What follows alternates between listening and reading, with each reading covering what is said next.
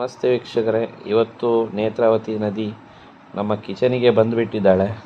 ಹಾಗೆ ಅದರದ್ದೊಂದು ವಿಡಿಯೋ ಮಾಡಿ ನಾನು ತೋರಿಸ್ತಾ ಇದ್ದೇನೆ. ಇವತ್ತೆಲ್ಲ ತುಂಬ ಖಾಲಿ ಮಾಡಲಿಕ್ಕಿತ್ತು, ಫ್ರಿಜ್ಜು ಅದು ಇದು ಅಂತೇಳಿ ಗ್ರೈಂಡರೆಲ್ಲ ಸಾಗಿಸಲಿಕ್ಕಿತ್ತು. ಅದರ ಮಧ್ಯದಲ್ಲಿ ಕೂಡ ನಾವೊಂದು ವಿಡಿಯೋ ಮಾಡಿ ನಿಮಗೆ ತೋರಿಸೋ ಪ್ರಯತ್ನ ಮಾಡ್ತಾ ಇದ್ದೇವೆ. ಈ ನೆರೆ ಬರುವಾಗ ದೊಡ್ಡ ಸಮಸ್ಯೆ ಅಂದರೆ ಕರೆಂಟ್ ಹೋದರೆ ಕತ್ಲಾಗ್ತದೆ. ಇಲ್ಲಿ ಒಳಗಡೆ ಕಾಣಿಸ್ಲಿಕ್ಕೂ ಕಾಣೋದಿಲ್ಲ. ನೋಡಿ, ಇದು ಸಿಲಿಂಡ್ರಲ್ಲೆಲ್ಲ ಈಗ ತೇಲಲಿಕ್ಕೆ ಶುರುವಾಯಿತು.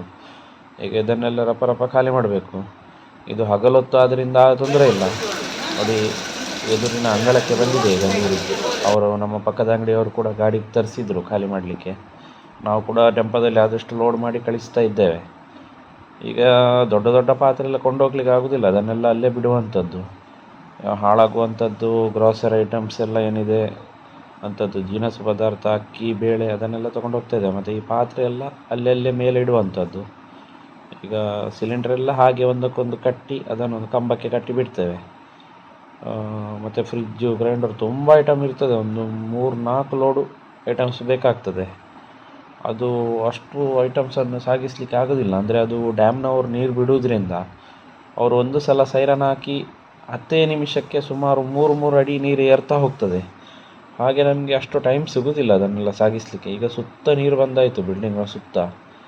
ಇದು ಖಾಲಿ ಅರ್ಧ ಗಂಟೆಯಲ್ಲಿ ತುಂಬಿದಂಥ ನೀರು. ಅರ್ಧ ಗಂಟೆ ಮೊದಲು ಇಲ್ಲಿ ನೀರೇ ಇರಲಿಲ್ಲ. ಹಾಗಾಗಿ ನಮಗೆ ಈಗ ಭಾಳ ಕಷ್ಟ ಆಗಿದೆ ಇದನ್ನು ಸಾಗಿಸಲಿಕ್ಕೆ.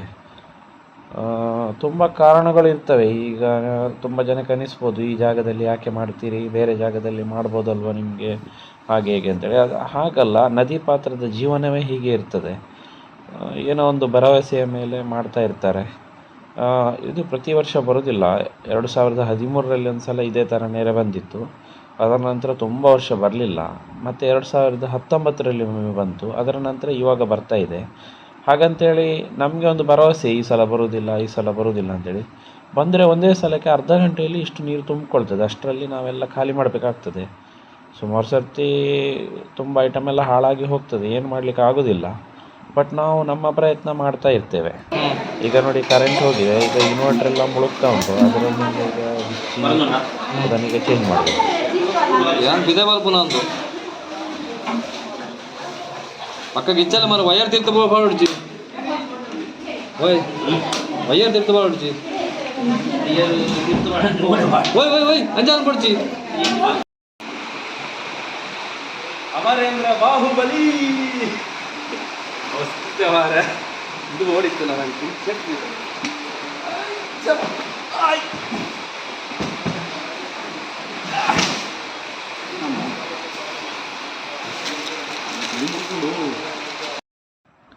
ಅದರ ಮಧ್ಯದಲ್ಲಿ ನಮ್ಮದೊಂದು ಸಣ್ಣ ಟ್ರಯಲ್, ತೋಪಿನಲ್ಲಿ ಕುತ್ಕೊಂಡು ದೋಣಿ ಮಾಡಿ ಹೋಗ್ಲಿಕ್ಕೆ ಆಗ್ತದೆ ಅಂತ ನೋಡೋದು. ಹಾಗೆ ಅದನ್ನೊಂದು ಟ್ರಯಲ್ ಮಾಡಿ ನೋಡ್ತಾ ಇದ್ದೇವೆ. 2013ರಲ್ಲಿ ನೆರೆ ಬಂದಾಗ ಇಂಥದ್ದು ದೊಡ್ಡದೊಂದು ಪಾತ್ರೆಯಲ್ಲಿ 2-3 ಹೆಂಗಸರನ್ನು ಕೂತ್ಕೊಳಿಸಿ ಮತ್ತು ನಾವು ಕರ್ಕೊಂಡೋದು ಹೊರಗೆ. ಆ ವಿಡಿಯೋ ಎಲ್ಲ ವೈರಲ್ ಆಗಿತ್ತು. ಯಾರೋ ಅದನ್ನೆಲ್ಲ ವಿಡಿಯೋ ಮಾಡಿ ಎಲ್ಲ ಹಾಕಿಬಿಟ್ಟಿದ್ರು.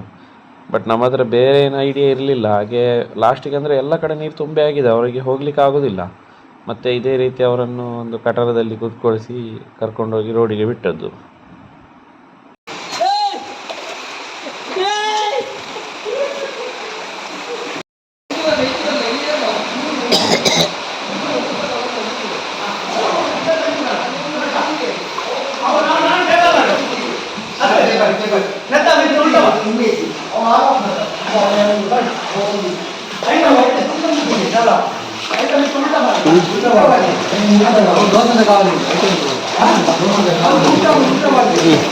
ನಾವು ಪ್ಲೈವುಡ್ ಹೋಗ್ಬೇಕು. ಮಿಸ್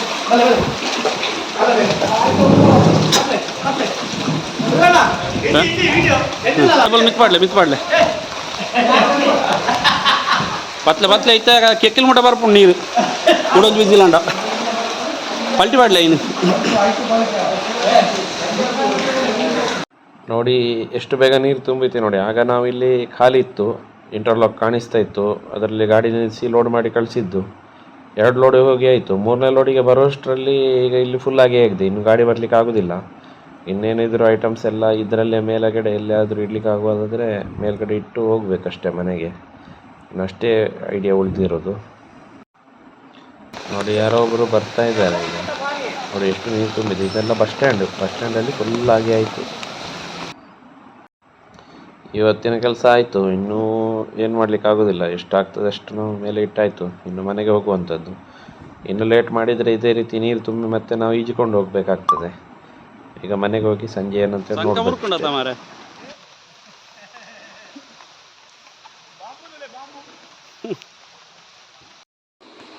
ಈಗ ಅಲ್ಲಿ ಹೋಟೆಲ್ ಹತ್ರ ಎಲ್ಲ ಖಾಲಿ ಮಾಡಿ ಫ್ರಿಜ್ಜಲ್ಲಿ ಇಲ್ಲಿ ಬಂದಿದೆ ನೋಡಿ.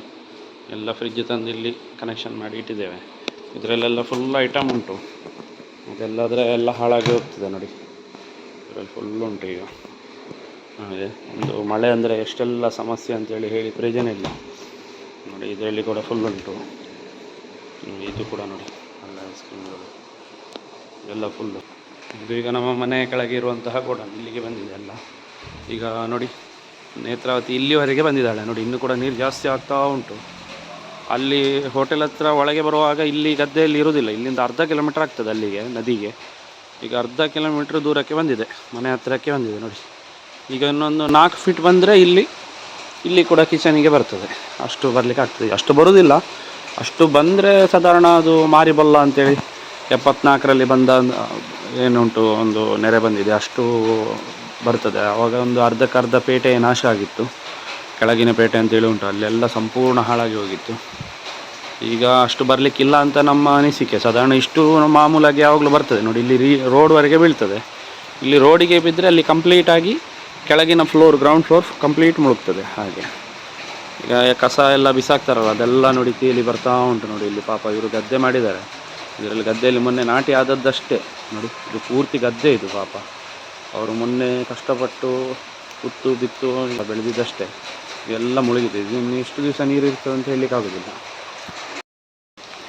ಈಗ ನೋಡಿ ನೇತ್ರಾವತಿ ಇಲ್ಲಿ ಸಾಧಾರಣ ಒಂದು ಮಾಮೂಲಿ ನಾವು ಬೇಸಿಗೆ ಸಮಯದಲ್ಲಿ ಇಲ್ಲಿ 15 ಅಡಿ ಕೆಳಗೆ ಇರ್ತದೆ ನದಿ. ಈಗ 15 ಅಡಿ ತುಂಬಿಕೊಂಡಿದೆ ನೋಡಿ. ಯಾವ ರೀತಿ ಇದೆ ನೋಡಿ ನೇತ್ರಾವತಿ. ಇನ್ನು ಮರಗಳು, ಕಸ ಕಡ್ಡಿ ಎಲ್ಲ ತೀರ್ಕೊಂಡು ತಗೊಂಡು ಹೋಗ್ತಾ ಇದ್ದಾಳೆ. ಅಲ್ಲಿ ಡ್ಯಾಮ್ ಕಾಣಿಸ್ತಾ ಇರ್ಬೋದು ದೂರದಲ್ಲಿ ನಿಮಗೆ ನೋಡಿ.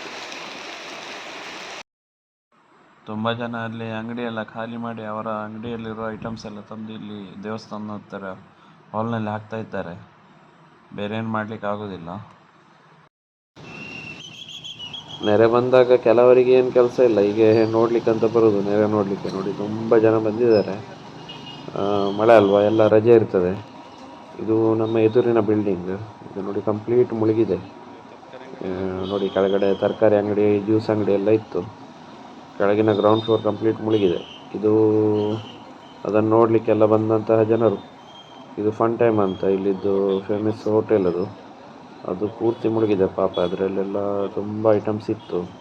ಅವರಿಗೆ ಸಾಗಿಸಲಿಕ್ಕೆ ಆಗಲಿಲ್ಲ ನಮ್ಮ ಹಾಗೆ ನೋಡಿ. ಈಗ ಆಗ ನಾವು ಹೋಟೆಲೆಲ್ಲ ಖಾಲಿ ಮಾಡುವಾಗ ಕಡಿಮೆ ಇತ್ತು. ಈಗ ನೋಡಿ ಪೂರ್ತಿ ಮುಳುಗಿ ಆಯಿತು. ಈಗ ಇನ್ನೂ ಹೋಟ್ಲ್ ಹತ್ರ ಹೋಗ್ಲಿಕ್ಕೆ ಆಗೋದಿಲ್ಲ, ಪೂರ್ತಿ ಮುಳುಗಿದೆ ನೋಡಿ. ತೋಟ ಗೀಟ ಎಲ್ಲ ಸುತ್ತು ಕವರಾಗಿ ಆಯಿತು ನೋಡಿ. ಫುಲ್ಲು ಕವರಾಗಿ ಆಯಿತು. ಇನ್ನೂ ಹೋಗಬೇಕಾದ್ರೆ ಈಜುಕೊಂಡೇ ಹೋಗಬೇಕು. ಈ ಪ್ಲಾಸ್ಟಿಕ್ ಕಸ ಎಲ್ಲ ಮನುಷ್ಯರು ಒಂದು ಮಾಡುವ ಕೆಲಸ ನೋಡಿ.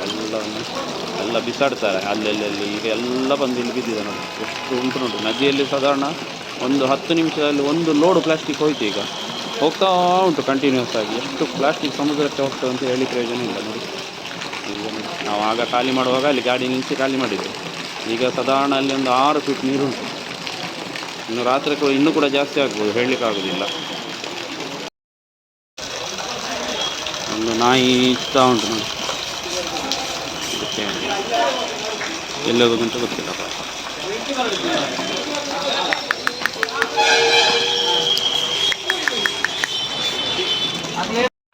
ಬದುಕಿದೆಯಾ ಬಡ ಜೀವವೇ ಅಂತೇಳಿ ಹೇಗಾದರೂ ಅದೊಂದು ದಡ ಸೇರಿತು. ಅದಕ್ಕೆ ತುಂಬ ಚಳಿ ಆಗ್ತಾ ಉಂಟು.